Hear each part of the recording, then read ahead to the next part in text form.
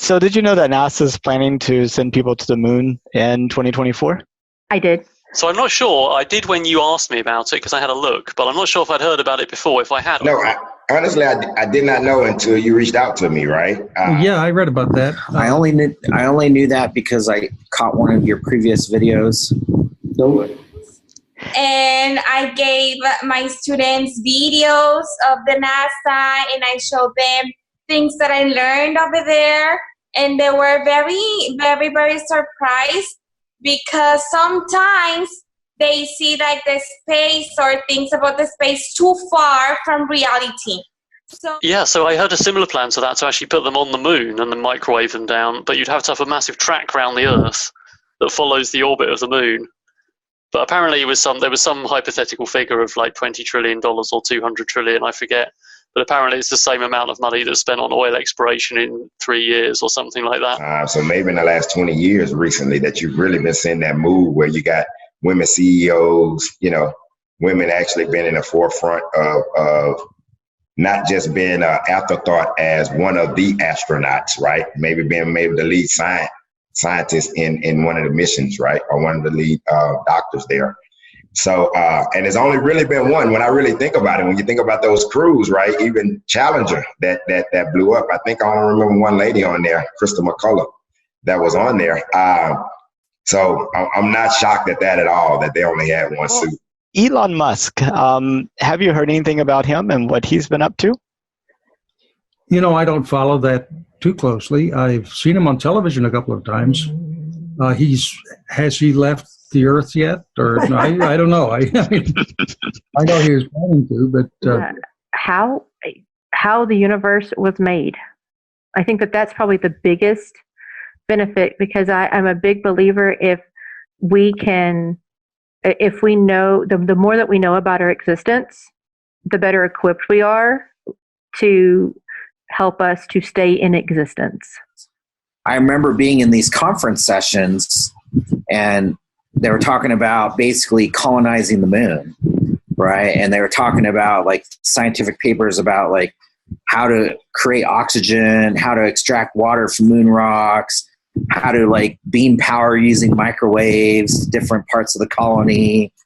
And then there was also a lot of argument about like who owned what parts of the moon, right? Like heated arguments.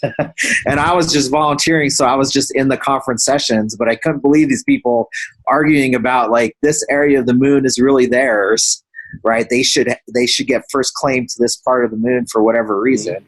Like insurance money which we pay to find out if we can go to the moon, because out of that a lot of other innovations do come, just like from Elon's program of the Mars program. They are planning to have another project which will allow us to travel within the planet. I think almost all the kids love things about space. They dream about being astronauts, and I think that they haven't gave them like sometimes they not enough information or tools to become astronauts. It's got 4 legs. Theirs is more like a kind of spider with the legs on the corners of the cube. Or at least that's what they're trying to build. Mine is more like a dog. I've got it here actually. Open it, Mini Dog 2. Let's just put that there for the benefit of the video. That is awesome.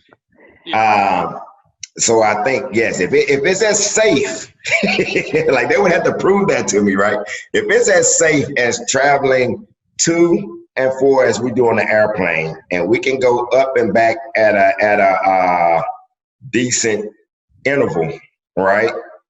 Yeah, I would, to go at least one time.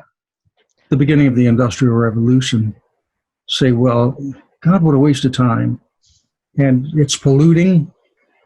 It's using human industry for absolutely backward, abstract things. And come on now, put it into agriculture. Now, if you put it into farms, you're going to get crops.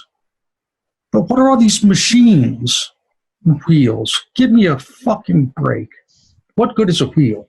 I mean, really.